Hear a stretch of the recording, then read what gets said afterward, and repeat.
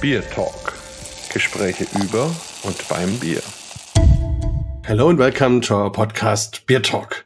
Today we make a very interesting journey. We go to the western part of Africa, a huge continent with a lot of people and a lot of beer. And today we meet Raphaël Hilarion. He is a brewer there, he has a brewery there, and he has a very interesting project we will be talking about. But maybe first you introduce yourself a little bit to our listeners. Hello everyone, it's great to be here. I'm Raphaël Hilarion. I'm the founder of the Maison Kalao, a brewery born in Senegal 3 years ago.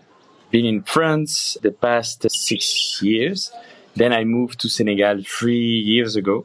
And with my wife, we built the Maison Kalao brewery. And what we wanted to do is to value the local cereal and to have Pan-African beer.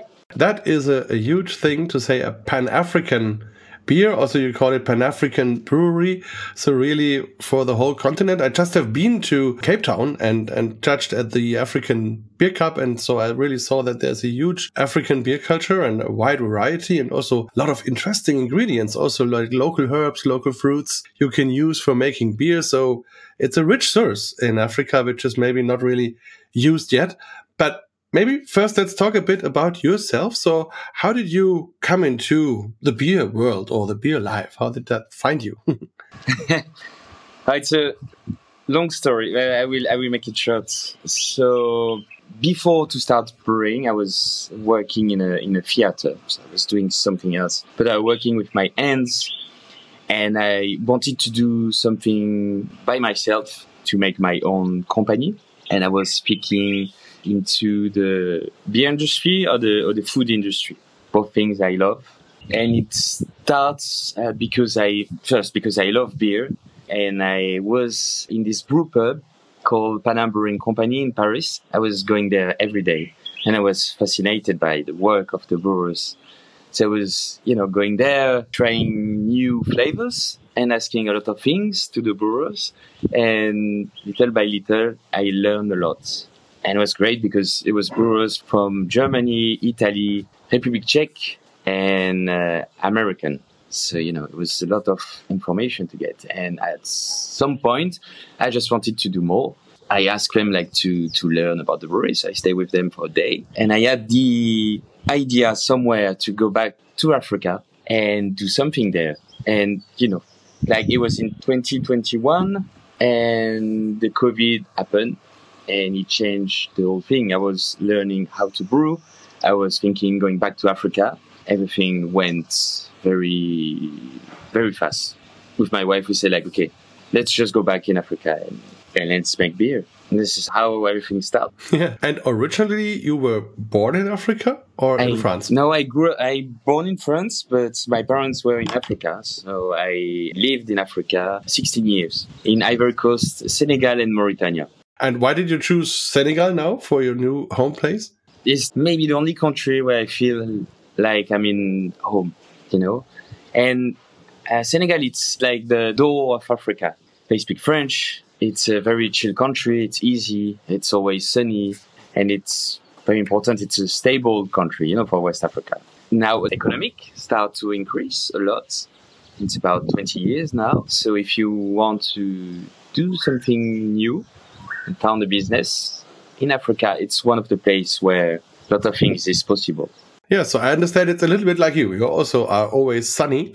Yeah. That's something I really like. You're always laughing, you're smiling, even after a long travel or hard work or whatever. That is really great. How is the beer world in Senegal? So are there many breweries? Are people drinking beer? How does that work?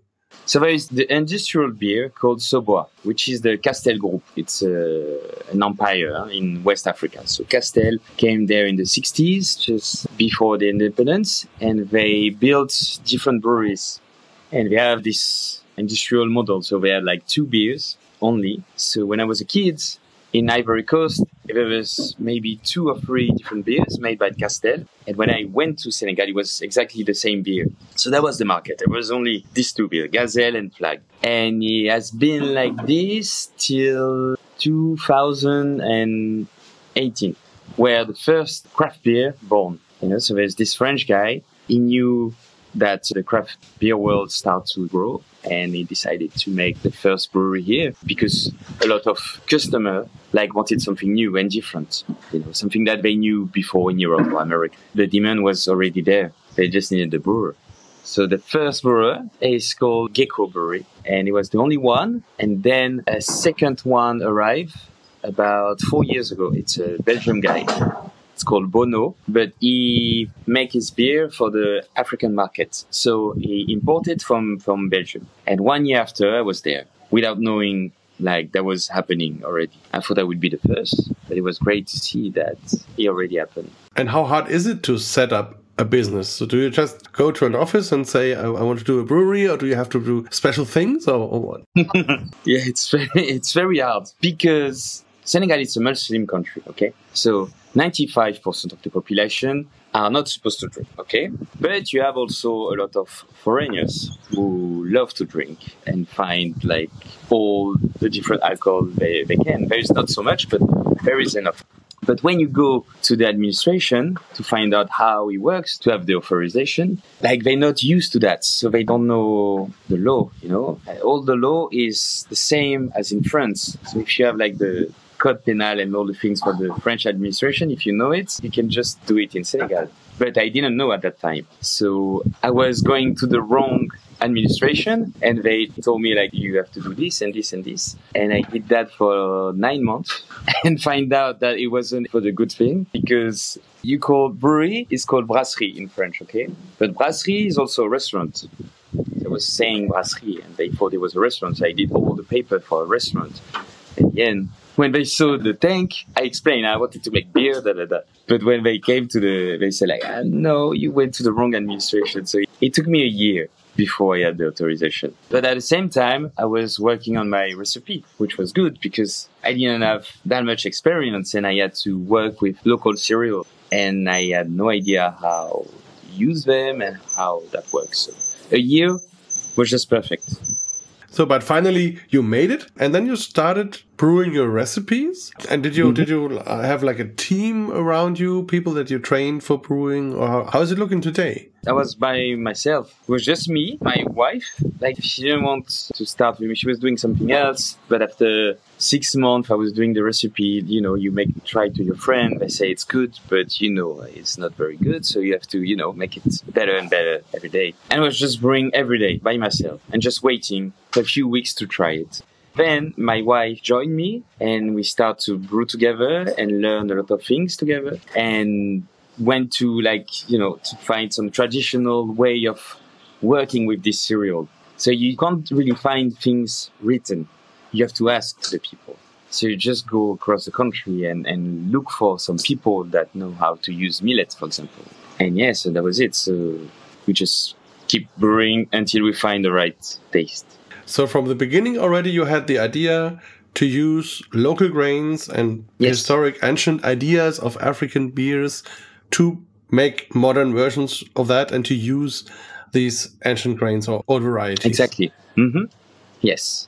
And how did you came to this idea? Was that something you had in France already in mind, or I think normally you don't wake up and say, okay, let's do historic grains in Africa. So in Paris, I was living in an African district, It was near the Senegalese one, and I wanted to find the African taste. So I went to some shops, African shops, and find the flag and gazelle. It was a long time I haven't tried this.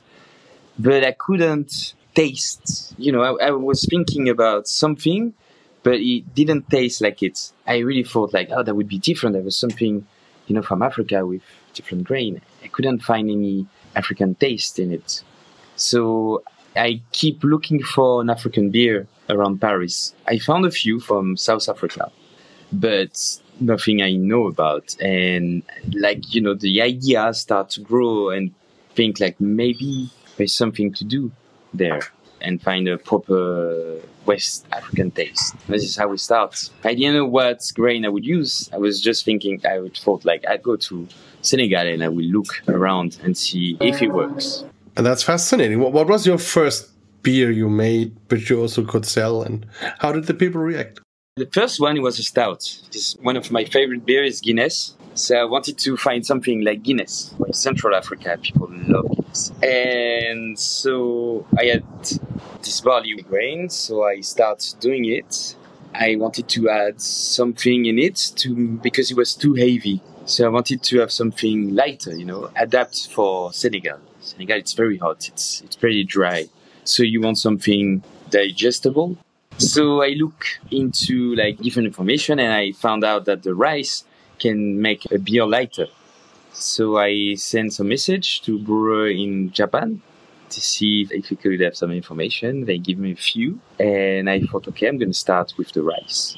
So I made this stout with rice, with 30% of rice. It didn't work at first. I make it try. It was too heavy, too foamy, sometimes not very good, usually not very good. Little by little, I found a way to do it. It's 30% of rice and the rest barley malt. And you're still brewing it today? Yes, absolutely. It's called African Queen. And how do the people react? Do the people like it? Are they curious? Do they ask you about how you make it? Or what is the African beer drinker like? First of all, it was difficult because we came with the idea of making a different beer, with rice, with millet, with sorghum and fonio. But I think a lot of customers have been used to the flag and gazelle, okay? And that was our first customer, the first one we knew about. They had habits about beer. So when you say okay, this beer is made with sorghum, they expect a very different taste, And they think okay, maybe if nobody did that before, because it's probably not very good. So when they try it, it just didn't work, I had to find my generation that are used to very different type of beer from Europe, that they are curious and they wanted to try. My friend was very supportive, my wife too. And the first customer from our generation were nice with us. This is how we start. And after a year, we were doing different markets and different bars and try to the people. And after a year, we start to have a small notoriety, you said. People start to know about us. And it have been easier and easier. And this is when we did the collaboration with Brooklyn that changed also. Yeah, of course. That is another story, that because we have a common friend, Garrett Oliver from Brooklyn Brewery. We will talk about that maybe in a moment. Maybe two other things before. So after rice, then you went to sorghum, or what was the path then with the other grains, or millet first, or fonio first, or? It was millet. Yeah. We start with rice and then millet. And after sorghum, fonio, and now we're doing one with cassava, which is not a grain, but... That's like a root, I think, yeah. Yeah, very interesting. I had one of these beers also in South Africa. I was very curious about that. And yeah, really interesting. And you have really beautiful logo. Does Maison Kalao has a special meaning because you have that bird in the logo? Is that somehow connected? Yes, the bird is come from Ivory Coast. North of Ivory Coast, there is this tribe called Senouf. And they have this bird, which is a protection. You have a lot of meanings, When I was a kid, my parents have this giant bird. And a lot of people were coming to our place, looking at the birds because it's very big and it's, imposant. He had some kind of magical power for the people. I grew up with it. A lot of weird things happened with that bird, and I was just fascinated by, didn't know if it was a power or something, but just by the statue. We sell that statue when we went back to France, and I don't know, 6 or 7 years ago, I just was obsessed by the bird. I said okay, I should get it back. So with my wife, we came to Senegal just to visit, and I said I can't leave that country without finding a bird.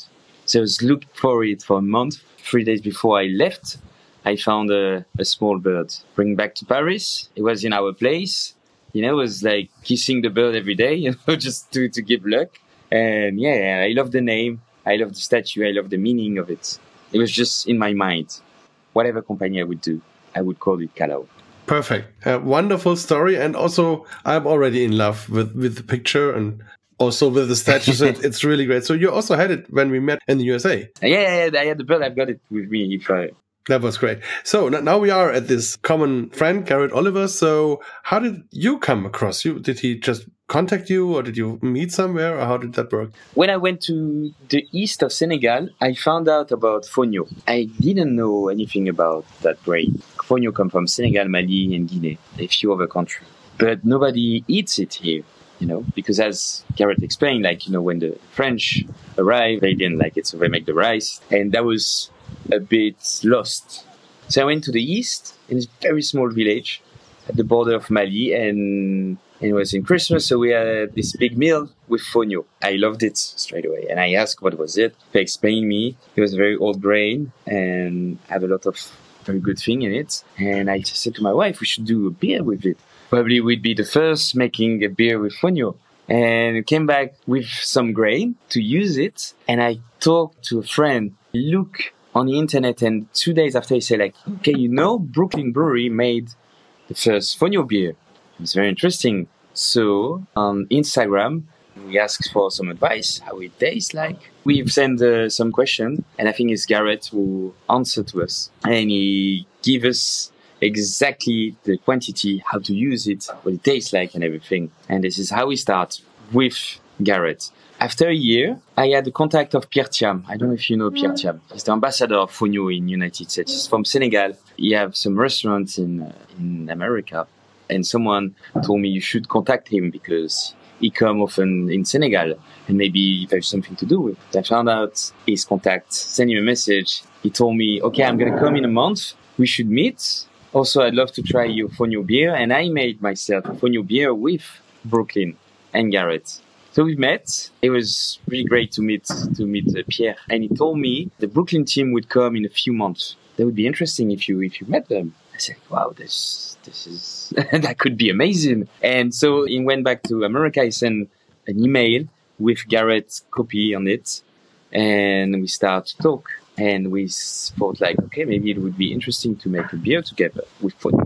Of course, they were making this short movie about Senegal and Fonio, and we decided to have a day together and to make the beer. And we did it.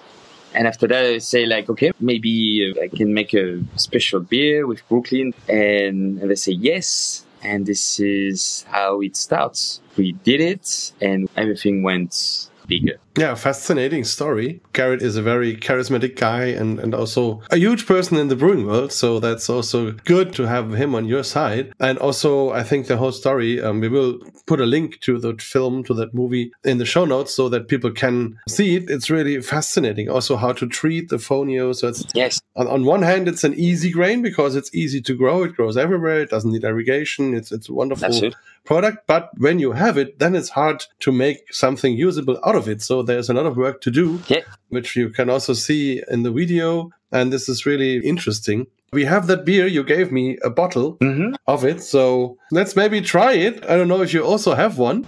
I have a cassava beer that I have to try before. Okay. Yes, no problem. So you drink cassava. I drink this here. The name, is it just Kalao or does it have a special name? It's the Dachau Brooklyn one. Dachau Brooklyn. Yeah, perfect. So let's pour it.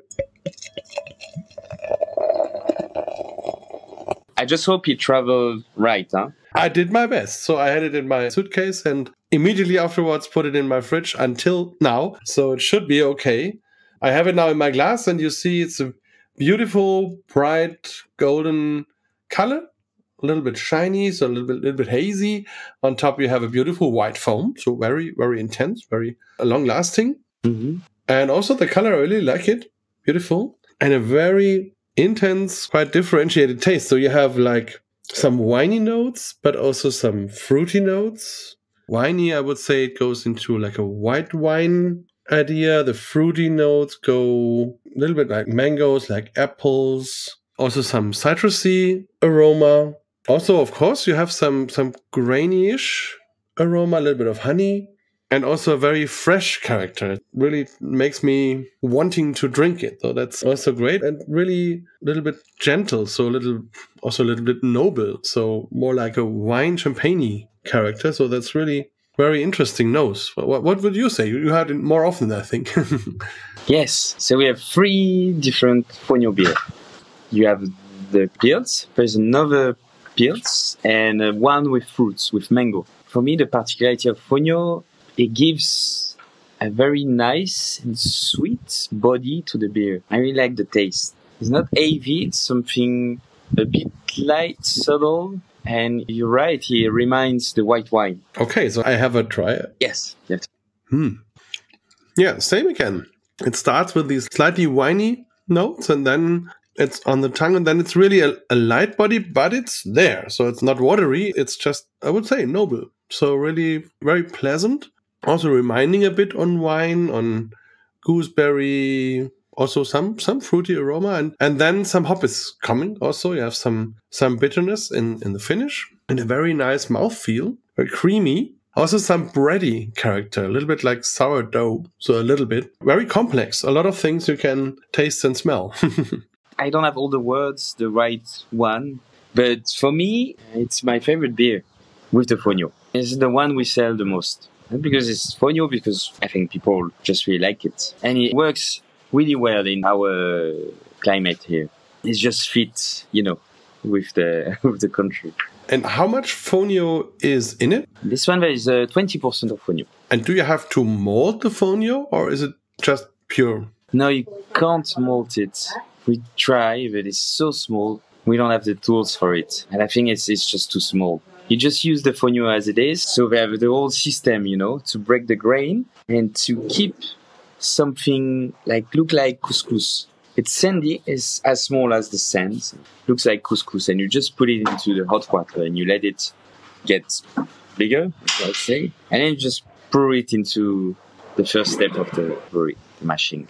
And it works really well. It's very easy to use. And can you do something with the spent grain, with the leftovers? Yeah, absolutely. So we use the spent grain. We did a collaboration with an ice cream company. So we have a ice cream with Fonio and barley malt. It's really good. It's very good.